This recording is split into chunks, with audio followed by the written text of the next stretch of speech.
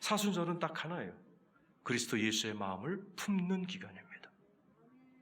사순절이 끝나면 오순절이 오죠. 성령의 강림이 임하는 것입니다. 그런데 사순절이 없으면 오순절이 없습니다. 사순절 동안 예수 그리스도의 마음을 담지 않으면 성령이 오실 수가 없어요. 저와 여러분이 이제 40일 동안 예수 그리스도의 마음을 품으려고 다 같이 기도하고 애쓸 겁니다. 그러나 이 그리스도의 마음은 인간의 테크닉으로, 마인드 컨트롤로 얻는 마음이 아닙니다. 오직 성령님이 임하셔야 내 마음에 그리스도의 마음이 품어지는 것입니다. 에스겔서 36장 26절이죠. 시작. 또 새 영을 너희 속에 두고 내 마음을 너희에게 주되 너희 육신에서 굳은 마음을 제거하고 부드러운 마음을 주고. 지금 여러분 마음속에 왜 성령님이 와 계실까요? 저기 마음이 3번 나옵니다. 마음. 새 영을 너희 속에 두고 새 마음 너희에게 주되 너희에서 굳은 마음을 제거하고 부드러운 마음을 주어서 예수님처럼 십자가를 지고 복종하고 죽기까지 충성하는 마음. 그래서 하나님이 하늘만큼 높여주는 인생 사는 마음이 그리스도의 마음입니다. 그래서 저와 여러분은 때때로 마음을 지키기 어려울 때가 있습니다. 교만해질 때가 있고 염려로 꽉 찰 때가 있고 병적인 생각이 올 때가 있습니다. 그때 어떻게 해야 되죠? 기도해야 합니다. 기도할 때 성령님께서 내 마음을 지켜준다고 이야기하고 계세요.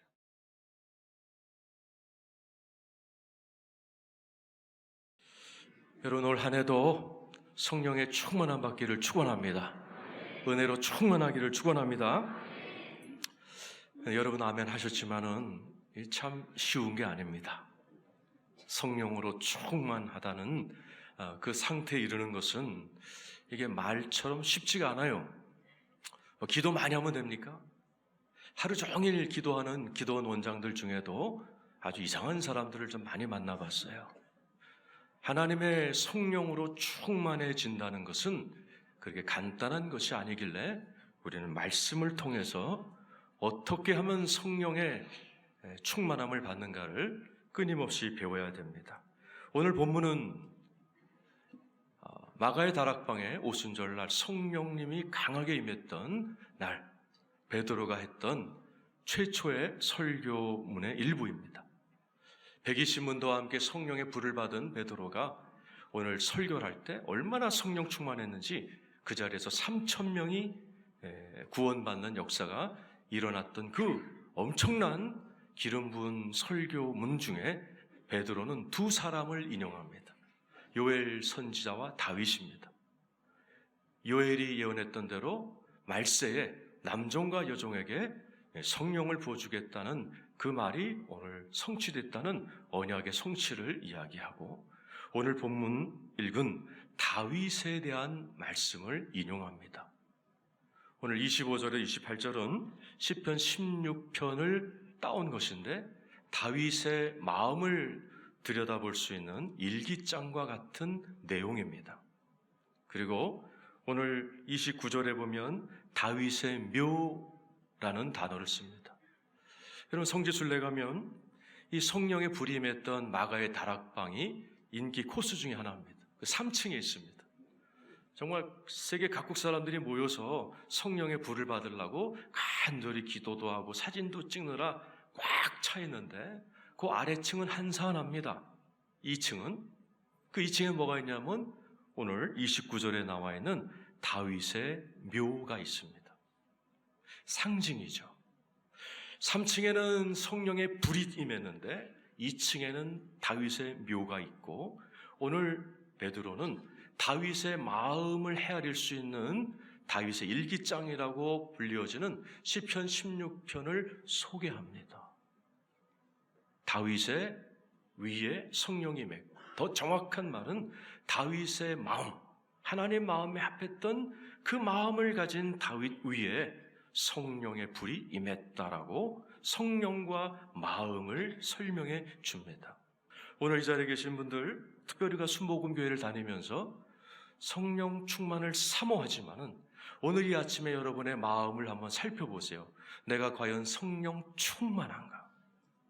아니, 나뿐만 아니라 내 가족들이 내가 성령 충만하다고 인정해주고 있는가를 한번 살펴보시기 바라요.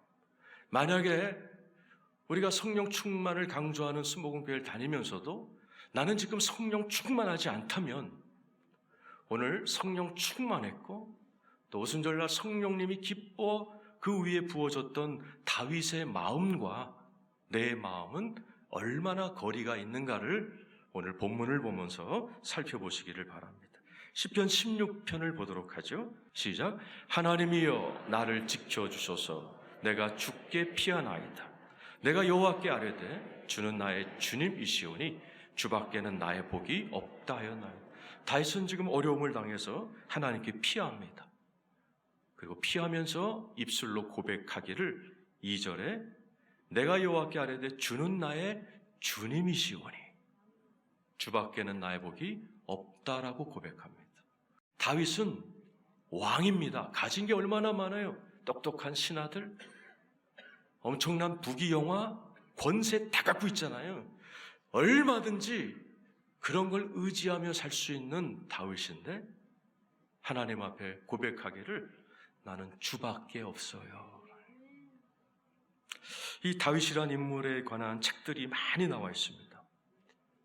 그 중에 제가 읽은 유진 피터슨 목사님의 다윗에 관한 책이 있습니다. 이분이 다윗에 관한 책을 쓰다가 자기도 모르게 기도가 나왔대요. 하나님, 왜 이렇게 다윗만 좋아하세요? 왜 딴 사람도 많은데 하나님 참 어쩌면 편파적으로 다윗만 사랑하세요? 라고 여쭈면서 책을 써나갔대요. 어느 날 응답이 왔대요. 바로 2절에 나와 있는 말씀처럼 야, 다윗은 입만 열면 나밖에 없다고 그러잖아. 다윗은 입만 열면 나밖에 없다고 그러잖아. 나밖에 자기를 지켜줄 자가 없다고 그러고, 나밖에 나를 보호해줄 자가 없다고 그러고, 나밖에 자기 마음을 알아줄 자가 없다고, 나밖에 없다고 그러니 내가 도와줘야지.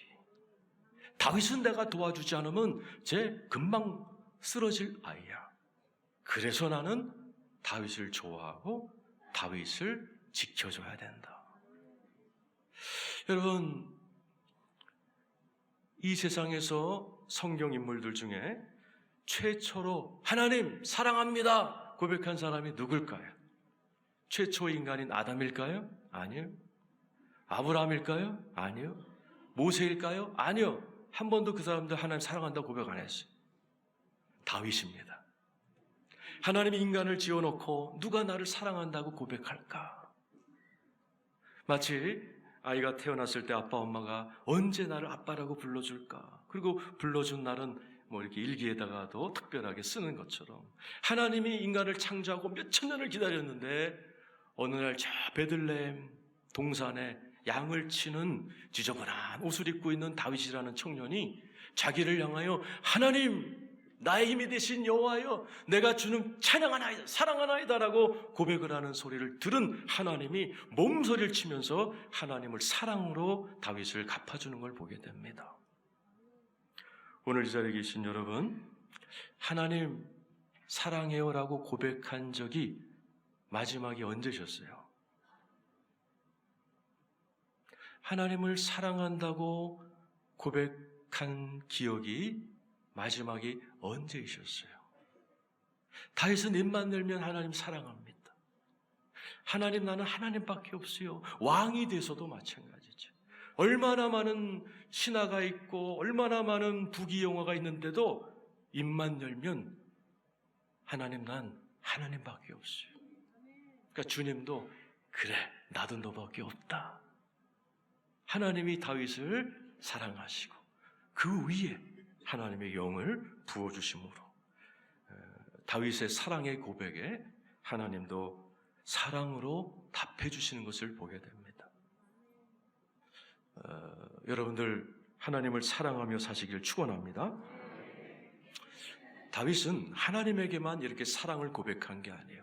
사람들을 향하여서도 사랑을 고백하며 삽니다. 그 다음 절 3절 읽어보겠습니다. 시작. 땅에 있는 성도들은 존귀한 자들이니 나의 모든 즐거움이 그들에게 있도다. 신앙은 십자가로 표현되죠. 두 방향입니다. 하나는 하늘을 향해 있어요. 나와 하나님과의 관계. 다윗은 하나님, 내가 사랑합니다. 주님밖에 없어요라고 하나님과의 관계를 참 잘했어요. 그뿐만 아니라 십자가는 이웃을 향하여 있습니다. 사람을 향하여 있습니다. 다윗은 대인관계도 참 잘했어요. 뭐라고 고백해요? 땅에 있는 성도들은 존귀한 자들이니 나의 모든 즐거움이 그들에게 있다라고 표현하는 거예요. 제가 몇 년 전에 미국 목사님이 아가서를 강의하는 것을 제가 통역을 했어요. 그런데 그 목사님께서 사모님을 모시고 오셨어요. 미국 분들이세요. 근데 목사님은 되게 잘생기셨는데 사모님은 되게 못생겼어요. 미국인이라고 다 미인이 아닙니다. 그렇게 촌스럽고 뚱뚱하고 못생긴 여자는 내가 처음 본 것 같아요. 미국 여자 중에. 근데 그분이 아가서 강의를 하는데, 아가서가 뭐죠? 솔로몬 왕이 술람이라는 아주 촌티가 짤짤나고 피부가 죽은 양가죽 같은 여인을 사랑에 푹 빠져서 막 그 여인을 막 아름답게 묘사하는 사랑의 고백을 주고받는 게 아가서입니다. 이 목사님이 첫날부터 이 아가서를 강의하면서 그 아가서에서 사랑의 고백이 나올 때마다 사모님을 이렇게 가르치면서 설교를 하시는 거예요. 저한테 물어봐요. 한국말로 퀸이 뭐냐? 여왕비라고 했더니 설교하면서 계속 자기 와이프를 향하여 왕비님, 왕비님. 저뿐만 아니라 모든 사람들이 거북해했어요. 아니, 정도껏 해야지 그렇게 못생긴 여자한테 왕비님, 왕비님. 근데 이 목사님은 진심으로 계속해서 성경에 사랑의 고백만 나올 때마다 우리 왕비님 너무 이뻐요. 막 그러는 거예요. 신기하죠? 한 이틀, 사흘째 되니까요. 그 못생겼던 사모님이 진짜 왕비같이 보이기 시작하는 거예요. 다윗이 그런 거예요.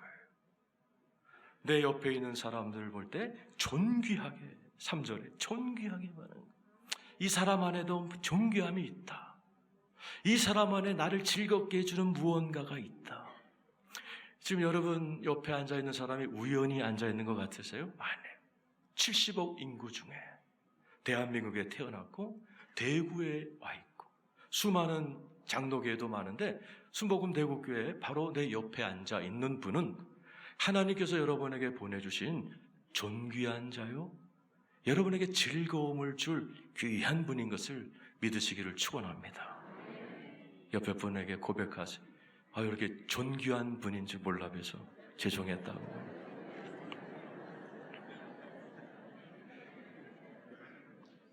다윗은 그뿐만 아니죠. 4절 보죠.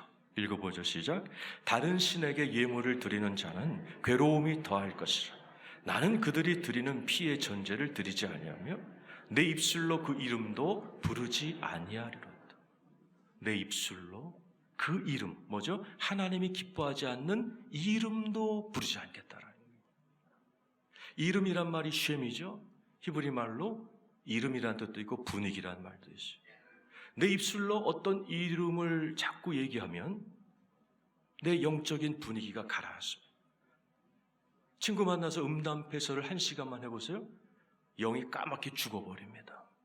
다윗도 자기의 입술로 절대로 부정적인 단어를 올리지 않으면서 살려고 노력한 거죠. 시편 141편 3절이죠. 시작. 여호와여 내 입에 파수꾼을 세우시고 내 입술의 문을 지키시오. 다윗은 입술에 문이 있다고 생각을 한 거예요. 입술을 잘못 열면 복이 나가고 입을 잘 열면 복이 들어온다는 그런 입술의 문이라는 개념을 갖고 있었어요. 그래서 다윗은 함부로 말하지 않습니다. 하나님이 기뻐하지 않는 일은 이름을 단어도 혓바닥에 올리지 않으려고 애를 쓰면서 살았어요. 그런 그에게 하나님의 성령이 임한 것이 당연하지요. 보세요. 지금까지 복습을 하면 여러분과 얼마나 차이 나는 삶을 사는가 보세요. 하나님께 주밖에 없다라고 고백을 하죠. 사랑한다라고 고백을 하죠. 내 옆에 있는 사람들을 향하여 존귀하다, 또 그분에게서 즐거움을 찾으려고 애쓰죠. 내 입술로는 부정적인 얘기를 하지 않으려고 입술에 파수꾼을 세우면서 사는 다윗의 모습과 기분 좋으면 할렐루야 하지만은 열받으면 온갖 욕짓거리가 나가는 나의 모습과 얼마나 차이가 나는지, 그러므로 나에게 성령 충만이 왜 안 오는지를 우리가 잘 깨달아야 됩니다. 다윗은 여기에 머무르지 않고 5절과 6절에 우리에게 좋은 교훈을 주죠. 시작. 여호와는 나의 산업과 나의 잔의 소득이시니 나의 분깃을 지키시나이다. 내게 줄로 지어준 구역은 아름다운 곳에 있으며 나의 기업이 실로 아름다워. 다윗은 자기의 일터를 아름답다 여기면서 일을 하는 거예요. 내게 줄로준 구역은 아름다운 곳에 있고 나의 기업이 실로 아름답다. 여러분, 다윗의 기업이 어디죠? 예루살렘 성입니다. 제가 가봤어요. 아름다울까요? 아니요. 돌밭입니다. 전 더울 때 갔기 때문에 덥고 짜증났어요. 그러면서 이 생각을 했어요. 왜 여기를 다윗은 아름답다고 표현했지? 믿음의 고백이었구나. 하나님이 주신 기업이기에 아름답다라고 표현한 거구나 라는 결론을 내렸습니다. 성경에 보면 하나님께서 주신 그 땅을 아름답다라고 표현하면서 산 사람들이 있습니다. 이스라엘 백성이 젖과 꿀이는 가나안 땅에 들어가기 직전에 12 정탐꾼을 보냈습니다. 10 정탐꾼은 악평했습니다. 우린 죽었다. 사람 살 동네가 아니다. 저기는 악평을 했습니다. 그리고 두 사람 갈렙과 우리 여호수아는 이렇게 고백을 했습니다. 민수기 14장 7절입니다. 시작. 이스라엘 자손이 온 회중에게 말하 이르되 우리가 두루 다니며 정탐한 땅은 심히 아름다워. 여기는 사람 살 땅이 아니라 그러는데 두 사람만 갈렙과 여호수아는 심히 아름답다 그랬어요. 그 결과가 어떻게 되죠? 하나님이 주고자 하는 땅을 악평한, 여기 사람 살 것이 못되라고 했던 10 정탐꾼은 그날로 죽습니다. 심장병에 죽었는지 병명은 안 나와 있는데 하여튼 그날 10명이 다 죽어요. 그런데 이 심히 아름답다고 여기면서 살았던 갈렙과 여호수아는 이 고백 때문에 자기뿐만 아니라 자손들도 그 땅을 차지해버리는 복을 받아버립니다. 24절이죠. 시작. 그러나 내 종 갈렙은 그 마음이 그들과 달라서 나를 온전히 따랐은즉 그가 갔던 땅으로 내가 그를 인도하여 드리리니 그의 자손이 그 땅을 차지하리라. 주님이 칭찬하시죠. 갈렙은 그 마음이 남달랐다. 결과 맨 끝에 그의 자손이 그 땅을 차지하리라. 하나님이 그냥 태어나지도 않은 자손에게 땅을 줘버린 거예요. 그리고 실제로 이 땅을 갈렙의 자손들이 취해버리는 일이 벌어집니다. 왜요? 하나님이 준 땅을 아름답다라고 믿음으로 고백했기 때문에요. 많은 분들이 하나님이 주신 기업, 하나님이 주신 가정, 하나님이 주신 자녀, 하나님이 주신 일터를 악평하면서 삽니다. 많은 분들이 가정을 이게 사람 살 것이냐? 이 집구석 이거 생지옥이지 이러면서 하나님이 주신 가정을 악평하면서 삽니다. 거기서 아각거리면서 싸우는 그곳에 하나님의 영이 임할 리도 없고 임한다 하셔도 오래 동거하지는 못하실 겁니다. 많은 분들이 하나님이 주신 이 교회를 아름답다라고 생각하며 살기보다는 악평하며 사는 분들이 많습니다. 대한민국 교회의 큰 문제입니다. 마치 교회를 비판하고 담임 목사를 비판하면 뭐 있어 보이는 것 같은 그러한 분위기가 형성이 되어서 괜히 교회를 욕하고 목사를 끌어내리면 자기가 뭔가 있어 보이는 듯한 그 일을 행함으로 인해서 악평함으로 인해서 하나님의 축복을 못 받는 성도들이 많아졌습니다. 여러분, 하나님이 주신 기업, 하나님 주신 가정, 하나님 주신 일터, 교회 아름답다라고 여기시면서 사는 여러분 되기를 축원합니다. 아름답다라고 여기며 살아가는 다윗을 하나님은 Beauty of God, 하나님의 아름다움을 계속 보여주시는 거예요. 그래? 내가 준 이 돌밭인 예루살렘이 아름다워? 그래, 진짜 아름다움을 보여주지. 하나님께서 계속 다윗의 인생에 하나님의 아름다움을 보여주시는, 아름다움을. 그러니까 다윗의 시편에 보면 뭐라고 그래요? 오 하나님의 아름다움이요, 하나님의 아름다움이요. 다윗이 막 찬양합니다. 악평하면 악한 모습이 우리 앞에 자꾸 보이고, 아름답다 여기면 아름다운 모습이 보이는 게 인생입니다. 하나님이 주신 가정, 하나님이 주신 일터 믿음으로 바라보면 아름답습니다. 여러분이 살고 계신 가정을, 여러분이 다니시는 교회를, 여러분이 다니시는 직장을 아름답다고 믿고 다니시는 여러분 되기를 축원합니다. 다윗은 그뿐만 아니죠. 8절에 보면 다윗은 하나님을 항상 모시는 훈련을 합니다. 신앙에는 훈련이 필요하죠. 읽어보죠. 시작. 내가 여호와를 항상 내 앞에 모시며 그가 나의 오른쪽에 계심으로 내가 흔들리지 아니하리. 여호와를 항상 앞에 모시는 거예요. 이게 훈련하는 겁니다. 로렌스 형제라는 분이 쓴 하나님의 임재 체험이라는 책이 있습니다. 원래 본명은 니콜라 에르망이라는 사람입니다. 38살에 갈멜 수도원에 평수사로 들어갑니다. 이분은 신부가 아니라 이제 수도원에서 부엌에서 일을 하면서 거기 사는 사람들의 샌들, 구두를 수선하는 일을 평생 하다가 죽은 사람입니다. 그런데 이분이 얼마나 하나님과 가까이 보냈던지 거기를 방문했던 보포르라는 대수도원장이 충격을 받습니다. 신부들보다도 부엌에서 일하는 저 로렌스라는 수사가 너무나 얼굴이 밝고 환한 거예요. 그래서 이분이 돌아가서 이 로렌스 형제에게 편지를 보냅니다. 내가 듣기로 당신은 신부도 아닌데 부엌에서 일한다고 들었는데, 구두를 수선한다고 들었는데 어떻게 그런 환한 얼굴을 갖고 있습니까?